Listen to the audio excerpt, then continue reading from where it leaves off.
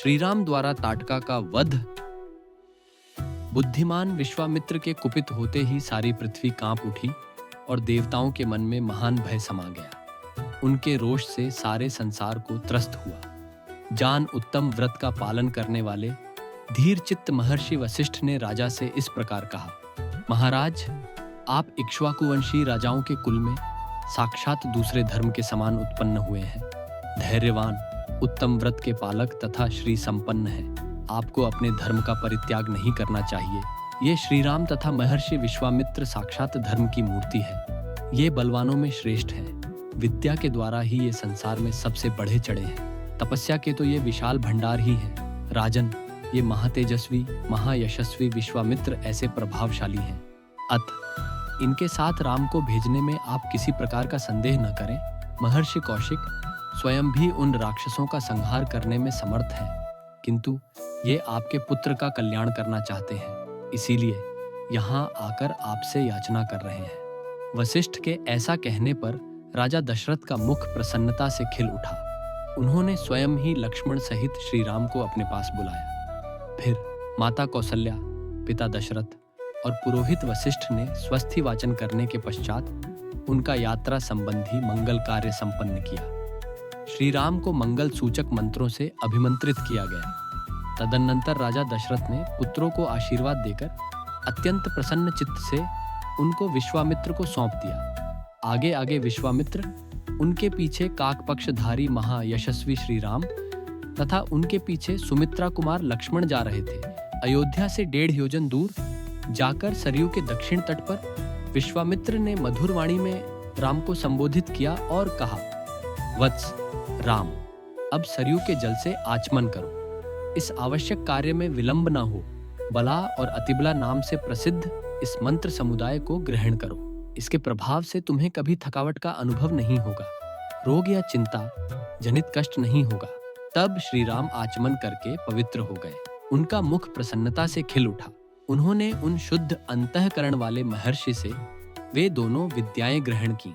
जाते जाते उन महाबली राजकुमारों ने गंगा और सरयू के शुभ संगम पर पहुंचकर वहां दिव्य त्रिपटगा नदी गंगा जी का दर्शन किया। संगम के पास ही शुद्ध अंतःकरण वाले महर्षियों का एक पवित्र आश्रम था, जहां वे कई हजार वर्षों से तीव्र तपस्या करते थे। पुण्याश्रम निवासी महात्मा मुनियों ने एक सुंदर नाव मंगवाकर विश्वामित्र जी से कहा, महर्षि, आप इन राजकुमारों को आगे करके इस नाव पर बैठ जाइए और मार्ग को निर्विघ्नता पूर्वक तय कीजिए, जिससे विलंब न हो। विश्वामित्र जी ने बहुत अच्छा कहकर उन महर्षियों की सराहना की और वे श्री राम तथा लक्ष्मण के साथ समुद्रगामिनी गंगानदी को पार करने लगे। गंगा के दक्षिण किनारे पर उतरकर वे दोनों बंधु जल्दी जल्दी पैर बढ़ाते हुए चलने लगे। उस समय इक्ष्वाकु नंदन राजकुमार श्री राम ने अपने सामने एक भयकंद्र वन देखा, जिसमें मनुष्यों के आने जाने का कोई चिन्ह नहीं था। उसे देखकर उन्होंने मुनिवर विश्वामित्र से पूछा, गुरुदेव, यह वन तो बड़ा ही अद्भुत एवं दुर्गम है। यहाँ चारों ओर झिल्लियों की झनकार सुनाई देती है। भयानक हिंसक जंतु भरे हुए हैं। भयकर बोली बोलने वाले पक्षी सब ओर फैले हुए हैं। तब महातेजस्वी महामुनि विश्वामित्र ने उनसे कहा, वत्स, कई वर्ष पहले यहाँ इच्छानुसार रूप धारण करने वाली एक यक्षिणी आई, जो अपने शरीर में 1000 हाथियों का बल धारण करती है। उसका नाम ताटका है। मारीच नामक राक्षस उस ताटका का ही पुत्र है। वह भयानक आकार वाला राक्षस यहाँ की प्रजा को सदा ही त्रास पहुंचाता रहता है। रघुनंदन, वह दुराचारिणी ताटका भी सदा मलद और करुष, इन दोनों जनपदों का विनाश करती रहती है। वह यक्षिणी 1.5 योजन तक के मार्ग को घेर कर इस वन में रहती है। अतः हम लोगों को जिस ओर ताटकावन है उधर ही चलना चाहिए। तुम अपने बाहुबल का सहारा लेकर इस दुराचारिणी को मार डालो। मेरी आज्ञा से इस देश को पुनः निष्कंटक बना दो। ये देश ऐसा रमणीय है तो भी इस समय कोई यहाँ आ नहीं सकता है। मुनि के ये उत्साह भरे वचन सुनकर दृढ़ता पूर्वक उत्तम व्रत का पालन करने वाले राजकुमार श्री राम ने हाथ जोड़कर उत्तर दिया, भगवन, अयोध्या में मेरे पिता महामना महाराज दशरथ ने अन्य गुरुजनों के बीच मुझे यह उपदेश दिया था कि बेटा, तुम पिता के कहने से पिता के वचनों का गौरव रखने के लिए कुशिक नंदन विश्वामित्र की आज्ञा का निष्कम होकर पालन करना। कभी भी उनकी बात की अवहेलना न करना। अतः मैं पिताजी के उस उपदेश को सुनकर आप ब्रह्मवादी महात्मा की आज्ञा से ताटका वध संबंधी कार्य को उत्तम मानकर करूंगा, इसमें संदेह नहीं है। ऐसा कहकर शत्रुदमन श्री राम ने धनुष के मध्य भाग में मुट्ठी बांधकर उसे जोर से पकड़ा और उसकी प्रत्यंछा पर तीव्र टंकार दी। उसकी आवाज से संपूर्ण दिशाएं गूंज उठी। उस शब्द से ताटका वन में रहने वाले समस्त प्राणी थर्रा उठे। ताटका भी उस टंकार घोष से पहले तो किंकर्तव्य विमूढ़ हो उठी, परंतु फिर कुछ सोचकर अत्यंत क्रोध में भर गई।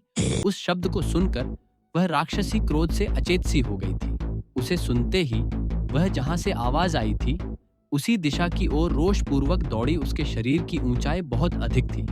उसकी मुखाकृति विकृत दिखाई देती थी। क्रोध में भरी हुई उस विकराल राक्षसी की ओर दृष्टिपात करके श्री राम ने लक्ष्मण से कहा, लक्ष्मण देखो तो सही, इस यक्षिणी का शरीर कैसा दारुण एवं भयकंर है। इसके दर्शन मात्र से भीरू पुरुषों के हृदय विदीर्ण हो सकते हैं। माया बल से संपन्न होने के कारण यह अत्यंत दुर्जय हो रही है। देखो, मैं अभी इसके कान और नाक काटकर इसे पीछे लौटने को विवश किए देता हूँ। यह अपने स्त्री स्वभाव के कारण रक्षित है, अतः मुझे इसे मारने में उत्साह नहीं है। श्री राम इस प्रकार कह ही रहे थे कि क्रोध से अचेत हुई ताटका वहां आ पहुंची और एक बांह उठाकर गर्जना करती हुई उन्हीं की ओर झपटी। यह देख ब्रह्मर्षि विश्वामित्र ने अपने हुंकार के द्वारा उसे डांटकर कहा, रघुकुल के इन दोनों राजकुमारों का कल्याण हो, इनकी विजय हो। तब ताटका ने उन दोनों रघुवंशी वीरों पर भयकण धूल उड़ाना आरंभ किया। वहां धूल का विशाल बादल सा छा गया।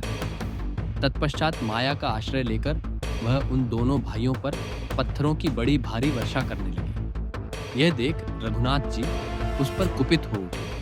रघुवीर ने अपनी बाण वर्षा के द्वारा उसकी बड़ी भारी शिला वृष्टि को रोककर अपनी ओर आती हुई उस निशाचरी के दोनों हाथ तीखे सायकों से काट डाले। दोनों भुजाएं कट जाने से थकी हुई ताटका उनके निकट खड़ी होकर जोर जोर से गर्जना करने लगी। यह देख सुमित्रा कुमार लक्ष्मण ने क्रोध में भरकर उसके नाक कान काट लिए, परंतु वह तो इच्छानुसार रूप धारण करने वाली यक्षिणी थी।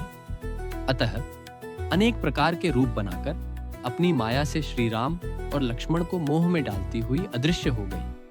अब वह पत्थरों की भयकंर वर्षा करती हुए आकाश में विचरने लगी। श्री राम और लक्ष्मण पर चारों ओर से प्रस्त्रों की वृष्टि होती देख तेजस्वी गादीनंदन विश्वामित्र ने इस प्रकार कहा, श्री राम, इसके ऊपर तुम्हारा दया करना व्यर्थ है। यह बड़ी पापिनी और दुराचारिणी है, सदा यज्ञों में विघ्न डाला करती है। यह अपनी माया से पुनः प्रबल हो उठे, इसके पहले ही इसे मार डालो। अभी संध्या काल आना चाहता है, इसके पहले ही यह कार्य हो जाना चाहिए, क्योंकि संध्या के समय राक्षस दुर्जय हो जाते हैं।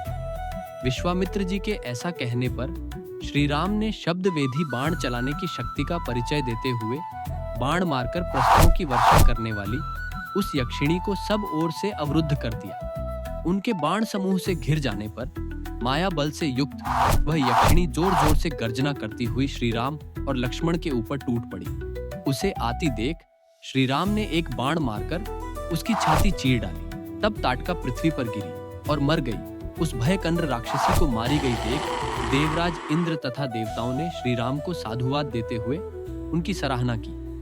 तदनंतर ताटका वध से संतुष्ट हुए मुनिवर विश्वामित्र ने श्री रामचंद्र जी को आशीर्वाद देकर उनसे यह बात कही, शुभ दर्शन राम, आज की रात में हम लोग यहीं निवास करें, कल सवेरे अपने आश्रम पर चलेंगे।